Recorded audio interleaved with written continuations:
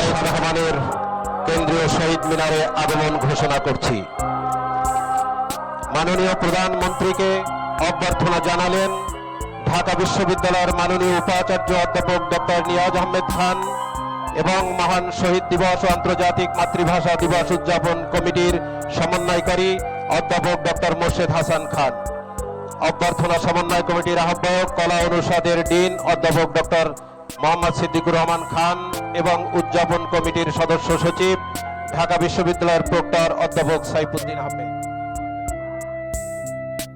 মাননীয় প্রধানমন্ত্রী জনাব তারেক রহমান পুষ্পস্তবক অর্পণের জন্য পবিত্র শহীদ মিনারের মূল বেদির দিকে ধীর লয়ে এগিয়ে আসছেন।